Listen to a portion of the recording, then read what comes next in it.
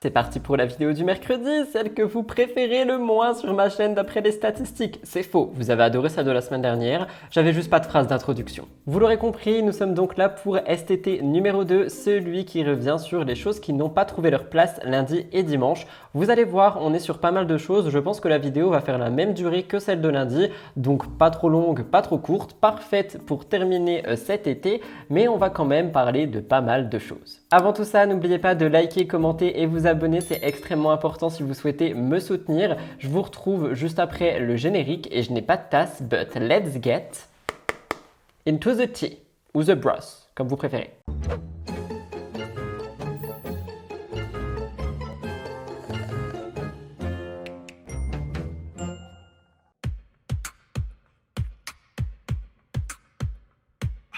La première chose sur laquelle nous revenons ce mercredi, c'est la famille Tanti dans l'émission C'est la famille, parce qu'il est vrai que c'est quand même une émission télé-réalité qui tranche pas mal au niveau des internautes. Certains adorent découvrir les quotidiens des candidats de télé-réalité, leur famille, etc. D'autres trouvent qu'il y a beaucoup de comédie à l'intérieur de cette émission.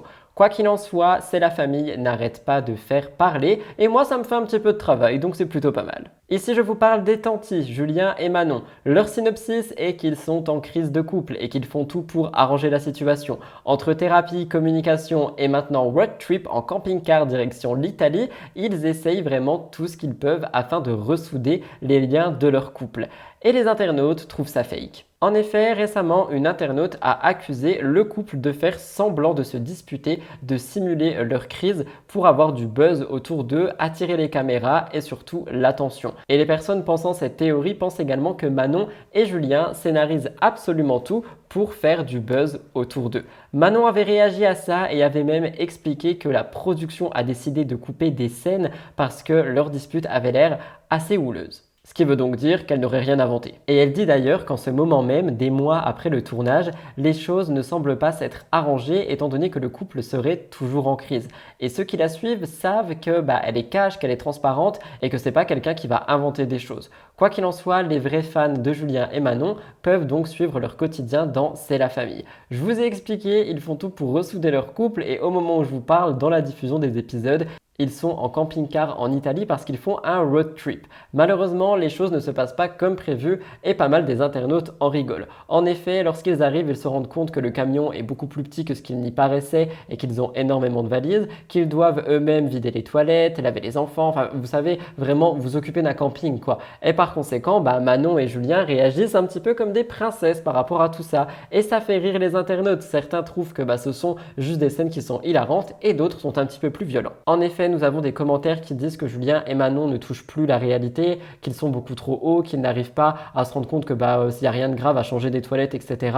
Et par conséquent, c'est vrai qu'on a eu pas mal de critiques aussi. Si vous voulez mon avis, je pense que encore une fois, Manon fait tout pour sauver son couple, mais quand j'ai écrit ça et que je me suis rendu compte qu'encore aujourd'hui, ils étaient en crise, je ne sais pas vraiment où ça va aller, parce que ça fait quand même des années qu'elle essaye de sauver son couple. Je sais que ça peut prendre du temps et tout ça, mais est-ce qu'ils vont vraiment y arriver? Je vous laisserai me dire ce que vous en pensez. Je sens qu'on va rigoler là. Oh là là, mais attends, j'ai plein de questions à lui poser là. On est très serré au final.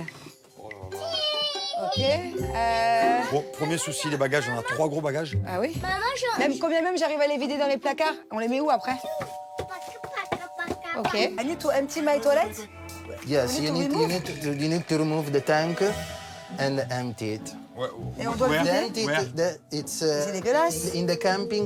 Depuis sa rupture avec Noah, Beverly Bello semble aller de mieux en mieux. Nouvelle couleur de cheveux, nouvelle tête, photoshoot, beaucoup de stories, elle semble vraiment s'éclater ces temps-ci. Mais ce n'est pas tout, il y a pas mal de rumeurs autour d'elle. Premièrement, il faut parler de Vivian. Vivian qui sera dans la saison 2 des 50 d'ailleurs. La diffusion est le 4 septembre à 19h50 sur W9 pour les intéressés. Et Beverly devait y être aussi. Mais elle a refusé de participer parce que la première fois, elle a juste fait un coup de vent. Il faut quand même savoir que Beverly et Vivian ont été en couple pendant 3 ans et suite à sa rupture avec Noah, les fans n'attendent qu'une chose, c'est le retour de Beverly Vivian. Elle, de son côté, elle a juste changé de couleur de cheveux, elle a changé physiquement et elle a dit que c'était pour embrasser son nouveau départ. Mais c'est vrai que le couple Beverly-Vivian avait fait énormément parler. C'était un couple qui était extrêmement drôle et après sa rupture, Beverly a débloqué Vivian et l'a refollow sur les réseaux sociaux. Elle a donc fait comprendre qu'elle ne le détestait pas et du coup, ça a un petit peu soulevé des rumeurs. Et suite à ça, c'est Vivian qui a fait des signaux. En effet, dans un message qu'il a envoyé à Beverly, il lui dit qu'il va se trouver à la Grande Motte ce lundi. Elle lui demande pourquoi il lui dit ça et lui il dit en gros que c'était pour la voir. Beverly, elle s'amuse de la situation, elle prend un screen de cette conversation et elle la met en story. Et par conséquent, ça fait réagir tout le monde et les vrais fans du couple n'attendent qu'une chose, c'est qu'ils se remettent ensemble. Pour eux, c'est possible et ça peut arriver, mais apparemment, ça ne serait pas le cas. Beverly ne voudrait pas. Et à côté de ça, une autre rumeur, mais cette fois-ci, elle concerne Noah. En fait, Beverly, elle fait parler parce qu'elle garde toujours sa bague, une bague que Noah lui a offert et les internautes ne comprennent pas. Et bien dernièrement, avec Jérém Star, elle a donné des explications et elle a dit qu'elle gardait cette bague parce qu'elle était signée Cartier et que par conséquent, elle y tient beaucoup et qu'elle a prévu prochainement de faire retirer le nom de son ex gravé sur celle-ci afin qu'elle puisse la porter et continuer à la garder sans que ça lui rappelle son ancienne relation. Donc je trouve que c'est ultra honnête de sa part et j'ai trouvé ça plutôt pas mal de le dire. Je vous laisse regarder.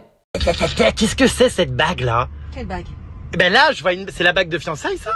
Ah putain, bah oui, j'avais oublié. Ouais, c'est la bague de fiançailles, mais je la garde. Mais attends, vous étiez mariés? Bah, en fait, on devait se marier. Ah bon, mais stop, là le... Non, mais en fait, je l'ai gardée, je t'explique. Je la garde pas parce que c'est sentimental, parce que je suis amoureuse ou quoi. Loin de là, je la garde juste parce que c'est une quartier. Si ce serait pas une quartier, j'aurais bien foutu à la poubelle, je peux te le dire. Tu vas la revendre? Non, je vais pas la revendre, par contre, je vais enlever à l'intérieur la gravure. Il y avait marqué quoi? À l'intérieur, il y a écrit le prénom de mon ancien conjoint, le mien et notre date de demande. Fais voir. Vas-y. Non, est-ce que je peux la voir? Je vois, il y a nos vrais prénoms dedans, donc s'il te plaît, Attends. vidéo. Pour réagir, c'est vrai que quand tu te sépares de quelqu'un, toutes les choses qui sont matérielles et qui vous ont vraiment liés et unis, c'est très compliqué de soit s'en séparer, soit les garder par nostalgie, soit les garder par attachement. Donc je trouve ça cool que Beverly en parle parce qu'au moins elle montre que c'est pas une rumeur disant qu'elle se remet avec Noah ou quoi que ce soit. Juste elle tient beaucoup à cette bague et elle est actuellement en train d'être faite changer. Voilà, qu'en pensez-vous? Vous le savez, Paga et Giuseppa est un couple qui est passé par énormément d'épreuves, mais aujourd'hui, ils semblent très soudés. Officiel.fr nous rappelle de leur première apparition couple, et c'est vrai que j'en avais jamais parlé sur YouTube, et leur première apparition a été dans Les Marseillais au Mexique. On rappelle que pour les 10 ans des Marseillais, la production avait ramené des comédiens, et l'un d'entre eux devait faire croire à Paga que c'était le grand amour de Giuseppa, et qu'il était là pour venir la récupérer. C'était très drôle à voir, Paga n'en pouvait plus, il était en colère, mais en même temps, il voulait pas lui faire du mal parce que c'était un nouveau et finalement tout a bien terminé, c'était juste vraiment de la comédie. Suite à ça, ils ont fait du chemin, ils ont bien mûri, même si on rappelle que sur Les Apprentis Aventuriers, ils se déchiraient énormément, c'était des séquences qui saoulaient tout le monde, on n'en pouvait plus les voir se déchirer, mais je pense qu'ils devaient passer par là pour être qui ils sont aujourd'hui. On rappelle qu'il y a quelques mois, fin avril 2023, Giuseppa accouche et donne naissance à Giorgia. C'était un événement qui était assez compliqué à gérer pour ce jeune couple déjà, mais aussi ses jeunes parents. Au final, ils ont réussi tant bien que mal à trouver leur équilibre, mais c'est vrai qu'il y a quand même eu pas mal de tensions entre Giuseppa et Paga de par l'arrivée de la fille. Aujourd'hui, ils disent que grâce à une communication hors pair, ils ont réussi à arranger tout ça et qu'ils arrangeront absolument toujours tout ce qui arrivera sur leur chemin grâce à la communication. Et c'est vrai que si je dois repartir sur C'est la famille, on voit le couple quand même pas mal discuter lorsqu'ils sont en Discord. C'est vrai que j'ai vu Giuseppa aussi s'énerver beaucoup de fois, Paga beaucoup acquiescer, mais dès qu'il y a vraiment un problème avec un petit peu plus de profondeur que juste une broutille de couple, il est vrai qu'ils discutent beaucoup et que c'est quelque chose qui est bien de montrer à l'écran que la communication peut sauver des disputes, ou en empêcher d'ailleurs. À côté de ça, c'est un couple qui est quand même pas mal transparent avec leur communauté. Ils partagent absolument tout leur quotidien, ils partagent les bons moments, les mauvais moments. Giuseppa est quelqu'un que j'ai énormément adoré dès le début parce qu'elle montrait vraiment tout sans filtre, elle se filtre pas, elle retouche pas ses photos, elle se montrait aussi démaquillée, chose qui est très rare pour une candidate de télé-réalité, donc c'était à souligner. Et par conséquent, c'est vraiment des choses qui ont fait que j'ai tout de suite accroché à son contenu. Et dernièrement, ils ont parlé mariage et c'est pas la première fois qu'ils le font parce que c'est un sujet qui revient régulièrement. On a donc posé la question aux deux concernés et c'est Paga qui a répondu sur son compte Snapchat. Il dit que ce n'est pas pour tout de suite, mais qu'il se peut qu'en 2025, il se marie. Par conséquent, les vrais fans du couple devront attendre cette date ou du moins plusieurs annonces en plus. Mais c'est vrai qu'il y a beaucoup de questions qui se posent, notamment de part des critiques. Est-ce que leur mariage va être dans C'est la famille? Est-ce qu'ils attendent pour justement faire une émission? Ou est-ce qu'ils attendent juste parce qu'en ce moment, ils n'ont pas le temps, le bébé, etc. Ce sont des questions qui se posent. Et beaucoup de gens, du coup, ont relancé cette rumeur que Paga ne serait donc qu'avec Giuseppa pour la télévision. Personnellement, j'y crois pas, mais c'est une rumeur qu'elle a, donc je vous en parle. Quoi qu'il en soit, à part ça, le couple est très heureux, même si malheureusement, ils se prennent quand même pas mal de critiques, notamment dues à l'éducation, parce que tout le monde a toujours quelque chose à dire par rapport à l'éducation des enfants. Donc voilà, Giuseppa ne se laisse pas faire, mais ça, je vous ai déjà raconté. C'était vraiment pour vous parler du mariage ici. Est-ce que vous pensez qu'il va donc être utile pour la télé, ou est-ce que vous pensez que juste ils attendent, parce que en ce moment, c'est pas le moment, je sais pas. Je ne sais pas si vous vous rappelez, mais au début de mon émission de dimanche, je vous ai mis une story de Maïsan qui réagissait face à un message qu'elle avait reçu. Eh bien, croyez-le ou non, mais cette histoire a pris plus d'ampleur finalement. Ça a fait du bruit et vous avez été nombreux et nombreuses à me demander le contexte de tout ça, pourquoi est-ce qu'elle a dit ça. Donc, j'ai creusé un petit peu, je vous raconte tout. Déjà, on fait un petit point sur Maïsan. Elle est candidate de télé depuis 2017 et c'est vrai qu'elle a marqué les esprits. Elle est très cash, drôle, vive et elle a aussi beaucoup d'humour et elle est aussi beaucoup adorée.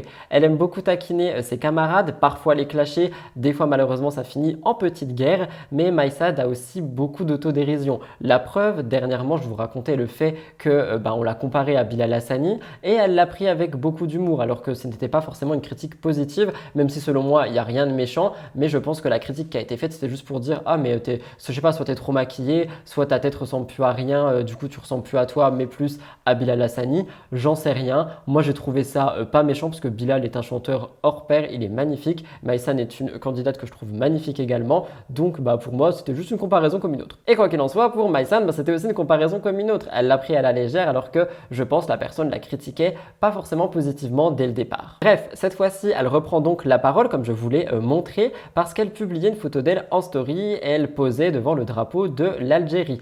Une photo totalement banale qu'on peut retrouver absolument partout sur les réseaux sociaux, mais une internaute s'est fâchée et celle-ci a répondu à sa publication en disant « Tu nous fais honte ». C'est un commentaire que Maïsan n'a pas du tout laissé passer étant donné qu'elle a réagi directement en story. Elle était en colère et agacée. Elle ne comprenait pas en fait pourquoi des personnes qui ne l'aiment pas la suivent. Surtout que d'après ce qu'elle a dit, cette personne la suivrait depuis août 2017. On se rappelle ce que j'ai dit à 10 secondes, enfin peut-être 20, Maïsan a commencé la télé en 2017. Donc on serait là sur une abonnée qui la suit depuis le début. Donc tu suis quelqu'un que tu n'aimes pas, mais tu la suis depuis des années. Quoi qu'il en soit, Maïsan dit « Puis c'est qui nous? Tu es toute seule et je suis presque sûre que tu n'as pas de potes car tu es désagréable. » J'ai soulevé cette phrase parce que je la trouve assez violente, mais ça fait partie du personnage de Maïsan. Je vous laisse visionner la story. Vraie question et j'aimerais qu'on me réponde qui oblige ces personnes-là à me suivre en fait.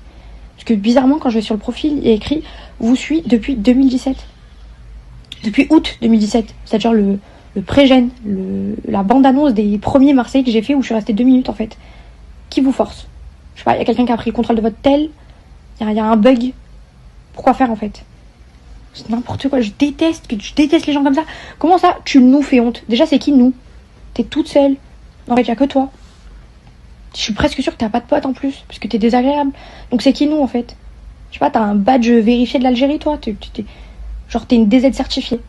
Genre toi, tu parles au nom des gens, en fait. Tu bosses pour le consulat, pour l'ambassade. Parle-nous en fait. C'est qui nous en fait? Je peux pas vous voir là. C'est vrai que ce qu'elle dit est violent, Maïsan, mais au moins c'est cash et en soi, ce que la personne lui a dit n'est pas violent non plus. Je ne suis pas du tout partisan de battre le feu par le feu, vous me connaissez, en plus que j'ai la couleur de l'eau aujourd'hui, mais Maïsan, sachant qu'elle n'a pas sa langue dans la poche, qu'elle répond toujours à ce genre de choses, qu'elle est très cash et parfois un petit peu virulente, il est vrai qu'on devait s'attendre à ce genre de réponse. Sa communauté a été surprise, il y a beaucoup de gens qui ont été choqués, il y a des gens qui ont compris Maïsan et d'autres qui ont plus compris l'abonné en question. Du coup, voilà pour le contexte, j'ai vu beaucoup de personnes me le demander. Je vous laisserai faire débat dans les commentaires, je viendrai jeter un œil ce soir. On le sait, elle est enceinte de son premier enfant et Kim Glow vient de dévoiler le genre de son bébé. C'est via un post Instagram qu'elle a fait la révélation. Très heureuse d'être enceinte, elle nous a tout partagé, mais l'arrivée du bébé se fait attendre. Rappelez-vous, elle avait annoncé ça au mois de juin et elle avait posté des stories vidéo où elle expliquait un petit peu tout, qu'elle expliquait qu'elle voulait pas en parler avant et tout ça. Elle disait notamment « Pour être honnête, je fus submergée de choc et la peur m'a temporairement voilé la joie ». L'idée de cette nouvelle responsabilité, de cette aventure inconnue a été accueillie avec une certaine appréhension. Mais dans ce tourbillon d'émotions contradictoires, j'ai trouvé la force de me tourner vers la lumière, de trouver le courage de sourire et d'accueillir ce don précieux. Pour réagir, c'est vrai que je peux comprendre parce que Kim Glow est quand même quelqu'un qui, j'ai pas envie de dire vit assez facilement, mais vous voyez ce que je veux dire, elle s'en fiche un petit peu des responsabilités, elle vit juste sa vie et avoir un enfant, ça chamboule tout un quotidien. Donc je pense que c'est normal qu'elle ait été dans l'incompréhension dès le début et qu'elle se sente un petit peu perdue, mais le fait qu'elle explique comme ça qu'elle a préféré accueillir la lumière, qu'elle a préféré comprendre que ça va lui changer la vie et tout ça, je trouve ça aussi beau et c'est pour ça que je vous dis que tout le monde peut changer, il suffit juste d'événements qui arrivent dans leur vie et c'est pour ça que je voulais remettre ça ici. Quoi qu'il en soit, le 11 août, elle prend la parole aussi et elle nous dévoile le genre de son bébé. Et apparemment, Kim va voir La vie en rose, comme je l'ai lu sur le média Star Mag. En effet, Kim Glow est enceinte d'une petite fille et c'est une nouvelle qui la rend très heureuse parce que visiblement, elle attendait une petite fille. Elle disait « Je suis comblée de bonheur à l'idée de la douceur qu'elle apportera à nos vies, mais je ne peux m'empêcher de ressentir une certaine préoccupation face au monde d'aujourd'hui dans lequel elle grandira, une inquiétude bienveillante de la protéger. » Je trouve ça assez ironique parce que ça rejoint ce que je vous ai raconté lundi par rapport à Jazz qui disait qu'elle avait peur en fait de l'avenir, de la société actuelle, etc. Et c'est quelque chose qu'on retrouve quand même beaucoup dans les discours d'influenceurs. Donc j'espère que Kim ne sera pas trop inquiète par rapport à ça. Elle continue. Je ferai tout en mon pouvoir pour lui offrir un cocon d'amour, de soutien et de protection. Chaque sourire, chaque larme, chaque rire, je serai là, l'accompagnant dans chacun de ses pas. Je suis déterminée à lui offrir un avenir où elle pourra s'épanouir, rêver et réaliser tout ce qu'elle désire. Cette petite fille, notre petit trésor, sera la source de ma force et de mon amour infini. Nous ferons en sorte qu'elle se sente entourée d'amour et de confiance. Et c'est pour ça que je vois beaucoup de gens qui ne croient pas en Kim étant maman. Mais moi, quand je vois ce genre de message et tout, je me dis mais elle est si prête et je pense qu'elle fera une très bonne maman. Quoi qu'il en soit, elle raconte qu'elle a eu beaucoup de mal à garder l'information pour elle. Elle a d'abord dit à ses proches, puis à sa communauté. Une question s'est posée. On n'a pas eu de gender reveal sur Instagram, etc. comme on l'a vu énormément avec d'autres candidats et candidates. Mais si on fait un petit peu de parallèle, on se rend compte qu'elle ne montre pas non plus la personne qui partage sa vie. Donc peut-être qu'elle compte garder plus d'un jardin secret et ça serait plutôt pas mal. Pour réagir, je dirais que c'est peut-être une des bonnes décisions lorsqu'on est exposé, surtout qu'elle ne se sent pas tout de suite prête dans le rôle de maman. Donc peut-être qu'au début, elle cacherait un petit peu tout le temps de trouver son équilibre et qu'un jour elle nous montrera sa famille au complet. Quoi qu'il en soit, elle est ravie de cette grossesse, elle la vit pleinement, je trouve ça inspirant et très beau à voir. Elle semble heureuse, je vous laisserai me dire ce que vous en pensez.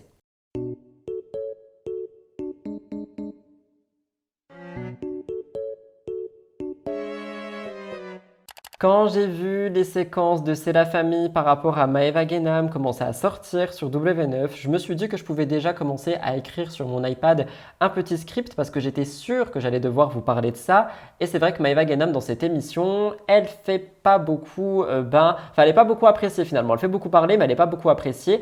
Rappelez-vous, elle en avait déjà brièvement parlé au mois de juillet 2023. Elle s'était affichée en larmes à la télé. Elle se confiait avec son amie Manon par rapport à son premier amour qui est décédé il y a 10 ans. Elle explique qu'elle n'a pas fait son deuil, que c'est très compliqué pour elle et que par conséquent, ça entache ses relations actuelles avec les hommes. Ça l'impacte toujours dans son quotidien et par conséquent, c'est un petit peu son synopsis par rapport à C'est la famille. Malheureusement, en reparlant de tout ça et en rouvrant ses plaies finalement, Maëva Guénam fait face à une grande douleur étant donné qu'elle n'a pas fait son deuil et que dès qu'on parle de ça, elle se met à pleurer, elle est dévastée. Et les internautes n'aiment pas du tout ça. Au fil des épisodes, on en apprend un petit peu plus sur cette relation et tout ça. Maëva se confie, on la voit encore une fois beaucoup pleurer. Elle est beaucoup touchée par tout ce qui est mis en avant dans C'est la famille. Et c'est vrai que moi personnellement, je trouve ça touchant, même s'il y a beaucoup de gens qui ne comprennent pas que 10 ans après, on puisse encore en pleurer. Moi, je suis quelqu'un de très sensible, je trouve ça touchant, mais il y a beaucoup d'internautes qui sont très très très violents avec elle.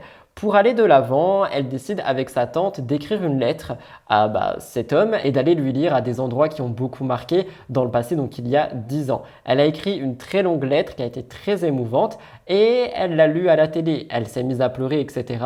Et c'est vrai que c'était une séquence qui était touchante, mais beaucoup intrusive, je trouve. Je vous donne mon avis maintenant, on va parler des internautes juste après. Et c'est vrai que je comprends sa situation, etc.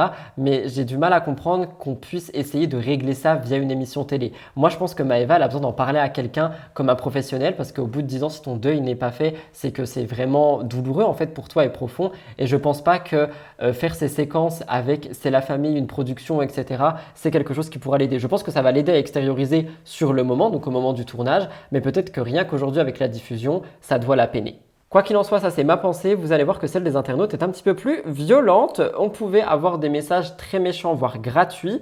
Et parce que, moi je suis désolé, mais dans tous les cas, on parle d'un décès et de quelqu'un, donc Maëva ici, qui est triste. Et quand j'ai lu ça, je me suis dit, les gens sont violents. On pouvait lire, non mais sérieux, qu'elle le laisse, repose en paix. Un cinéma à l'état pur, son premier amour, dealer, tué à Marseille dans un règlement de compte. W9, vous êtes sérieux, PTDR. Même quand elle pleure, elle est pleine de manières à surfer sur la seule histoire profonde de sa vie. Quelle honte à elle. Et honnêtement, je comprends qu'on puisse ne pas apprécier Maëva Guénam, mais j'ai trouvé ces mots très durs. Je vous laisserai me dire ce que vous en pensez. Pleure pas. Allez, vas-y, dis. À toi, mon premier amour. Me voici face à ce moment que je redoutais tant. Aujourd'hui, je t'adresse cette dernière lettre d'amour. Ma lettre d'adieu.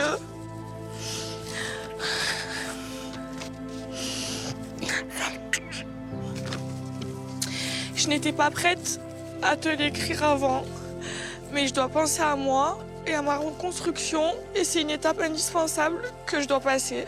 Le 9 mai 2013, mon monde s'est écroulé, je t'ai perdu, toi mon premier amour. Les yeux noyés par les larmes, ce n'est pas facile pour moi de te le dire. Tu resteras jamais dans mes souvenirs et dans mon cœur. Mais ce soir, j'ai accepté l'idée de te dire adieu. Au revoir mon amour.